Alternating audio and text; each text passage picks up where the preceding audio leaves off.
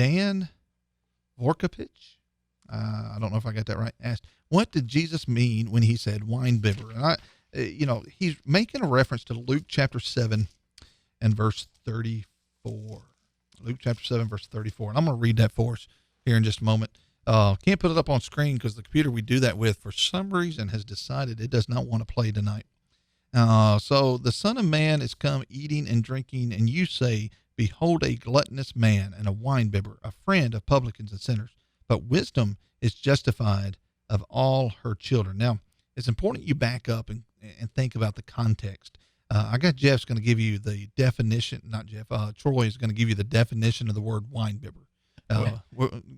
Well, the word winebibber comes from it's called oinopotes, and I know that means nothing to you, but it's from the word oinos, which is the word from wine. So basically it's someone who partakes of wine.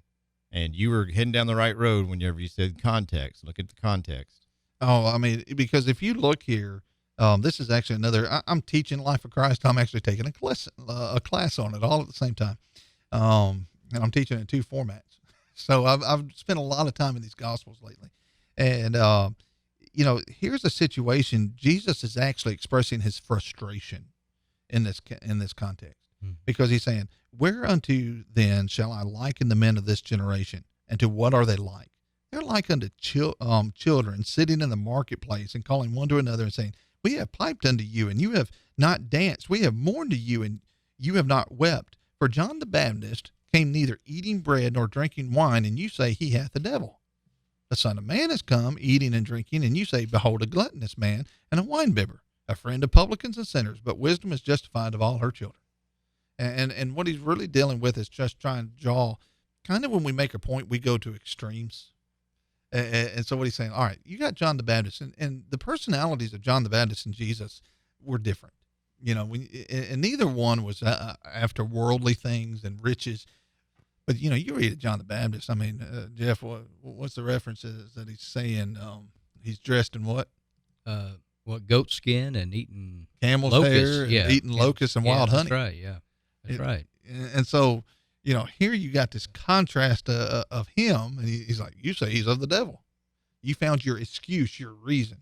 I come, and I think really what he's saying is, I come to that other degree. I eat and I drink, but you want to call me a winebibber and I eat the same foods you do, is what he's saying.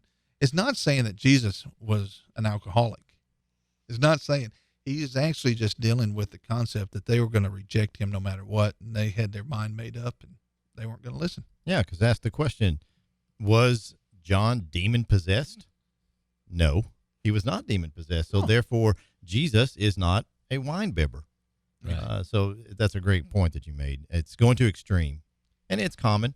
Whenever you start throwing names out and things like that, you're going to do that. You're going to go to extremes.